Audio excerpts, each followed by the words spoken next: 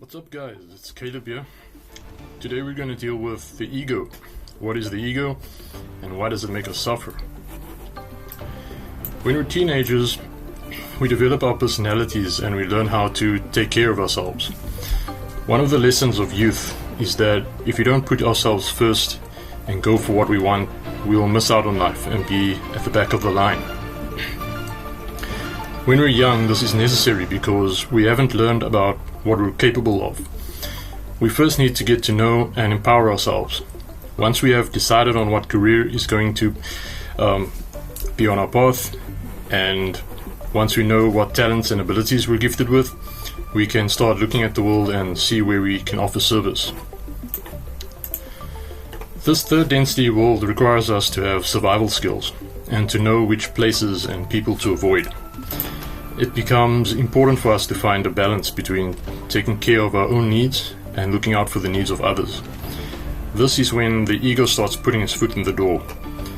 Some of us find that there's so much evil negativity around that we decide that we might as well focus on benefiting ourselves entirely. We start relying on the pleasure principle, which states that human beings do whatever they can to seek out pleasure and avoid pain. When you're in this survival mode for too long, it gets difficult to see the oneness in everything. The illusion of separateness takes over your mind, and you become identified with your thoughts and desires. Your own importance becomes inflated, and you end up only looking out for number one. When this happens, the negative emotions of fear and guilt start increasing. You begin to fear what others think of you, whether you'll have enough money, achieve your dreams, or ultimately whether you'll survive. In this state of mind, your sense of guilt grows because you know you're not aiming to benefit the world around you. Every time you have to step on someone else to go up the ladder, it adds a bit more to the guilt. When the guilt becomes so large that it threatens to eat you up, you hide it deep down.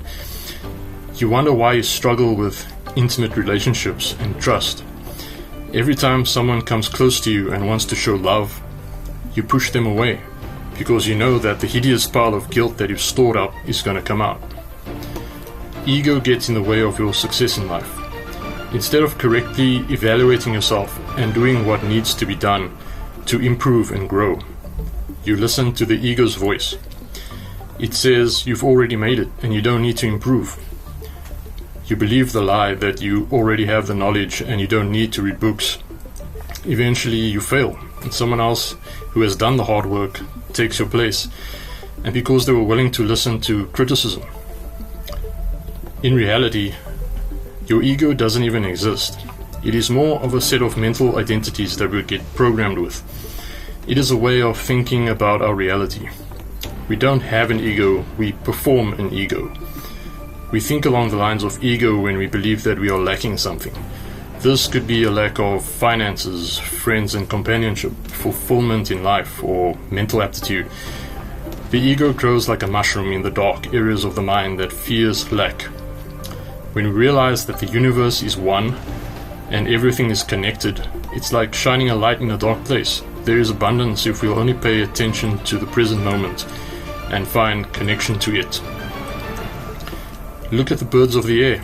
They do not sow or reap or store away in barns, and yet your heavenly Father feeds them. Are you not much more valuable than they?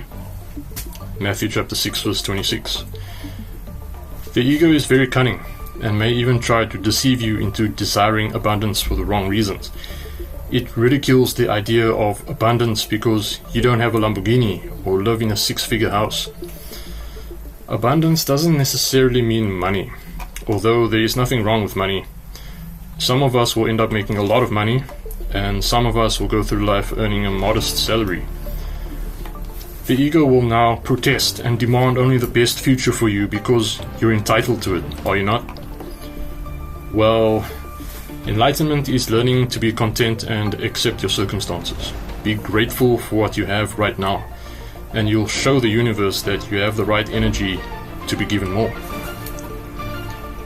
When a hungry wild dog sees food, it goes crazy and runs to eat it viciously because it wants to prevent other dogs from consuming it. It is in this state of survival and all it can think of is lack.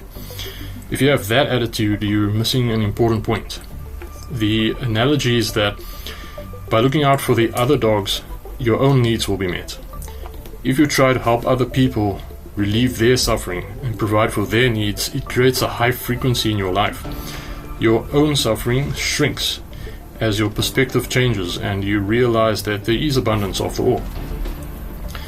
A big bad ego will do whatever it can to convince you that you don't need others. It will show you a fictional future and make you believe that you can only become powerful by controlling and manipulating other people.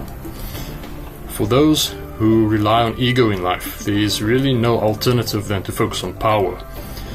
The idea is that if you have enough power, you can force others to give you what you need.